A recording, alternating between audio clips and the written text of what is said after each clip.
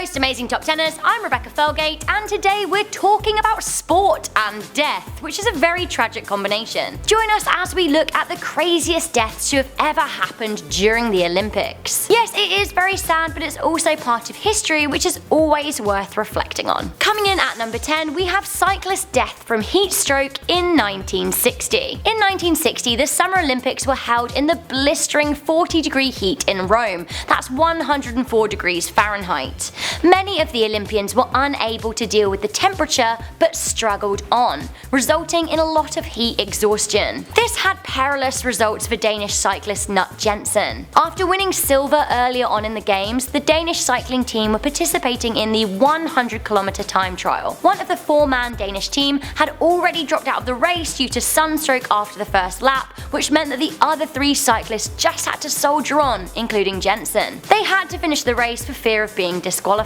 Unfortunately, Jensen began to feel dizzy and fainted. His two teammates tried desperately to clutch onto his t-shirt to stop him from falling, but eventually he collapsed and fractured his skull on the pavement, later dying in hospital. From the 60s to a modern tragedy, coming in at number 9 we have the Luger death at the Vancouver Winter Olympics. 21-year-old Luger Nodar Kamarita Shivali from the country of Georgia was killed on the morning of the Winter Olympics opening ceremony in Vancouver, casting a shadow over the whole proceedings. Nodar went off course during a training run and crashed into a support barrier next to the track. He crashed at 150 miles per hour. He was killed instantly. Controversially, his death was recorded on camera and the footage was released by the media. Coming in at number 8, we have a boxer with blood poisoning. In the 1936 Summer Olympics in Berlin, a Romanian boxer by the name of Nicolae Berichet died 4 days after fighting in a featherweight boxing match with Ewald Seeberg. While the death from blood poisoning was hushed up,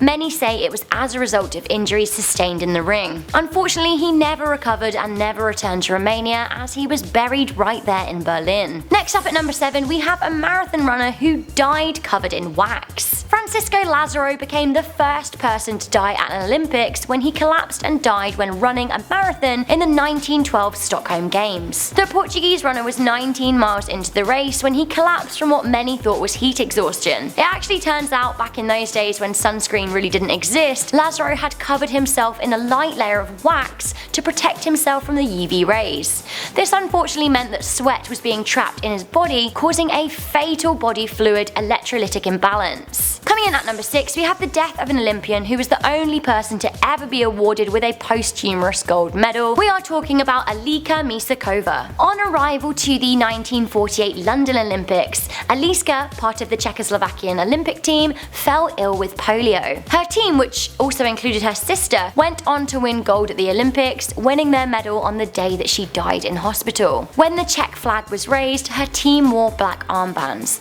Luckily, in her memory, she was awarded a medal. Coming in at number 5, we have hundreds of protester deaths. This would be higher up on the list, but this event was 10 days before the Olympics, although it was definitely a politically motivated death in response to the games happening in 1968 in Mexico City. To cut a very long and complicated story short for the sake of this top 10, the Mexican government spent a lot of money on the Olympics, and many people simply weren't happy about it, amongst other things, especially as Mexico was financially suffering at the time. On the 2nd of October 1968, 10 days before the opening ceremony, 10,000 students headed to a peaceful protest at the Plaza de las Tres Culturas. The government wanted to stop the uprising, so shot what is reported to have been hundreds of students dead. It is actually really worth reading up on, as it's a lot more complicated than a paragraph in a top 10 video. Coming in at number 4, we have a terror plot in Atlanta. 5 years before 9/11, Olympic organizers failed to foil a terror plot by an insane right-wing Christian fundamentalist. Eric Robert Rudolph planted what was then the largest pipe bomb in American history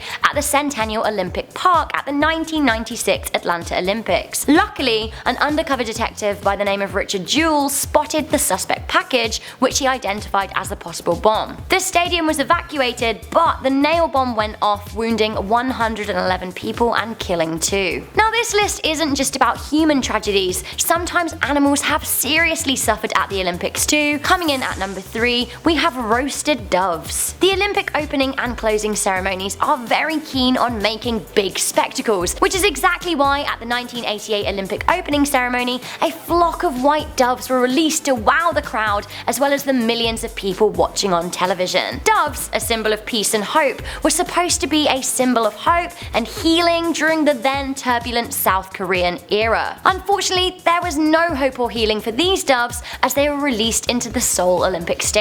Instead of flying off into the skyline as they were supposed to, they flew to sit on the Olympic cauldron. They thought this would be an excellent perch, but unfortunately it was a big mistake. The cauldron was lit and the doves burned alive. That's right, they burned alive live on television and in front of the tens of thousands of onlookers in the stadium.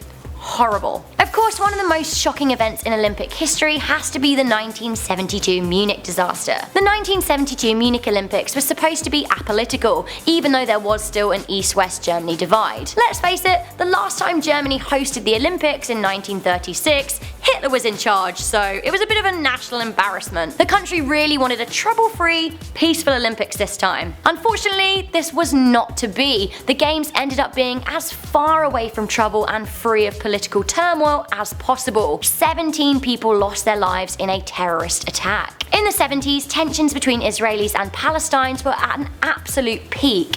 A group of 8 jihadis from Palestine, calling themselves Black September, created and carried out a terror plot to murder the Israeli Olympians. Black September donned tracksuits and scaled the wall with duffel bags filled with rifles and grenades. Sadly, they were helped out by 2 do-good athletes who thought they were helping out fellow competitors who'd been locked out after hours. Using intel from West Germany neo-Nazis, they snuck into the ground floor apartment of the Israeli wrestling team, taking them hostage with the hope of negotiating the release of prisoners in Israel. The Israeli government refused to negotiate with the terrorists, and a botched rescue from the German police went horribly wrong, resulting in the deaths of all 11 members of the wrestling team, 1 West German police officer, and 5 members of Black September. Finally, coming in at number 1 of our shocking Olympic deaths, this is very sad, we have an event that killed over 300 people, the 1964 Lima football riot. During an Olympic qualifying match against Peru and Argentina, a late Peruvian goal was disallowed, causing the home fans in Lima to riot. In response, police fired tear gas into the crowd,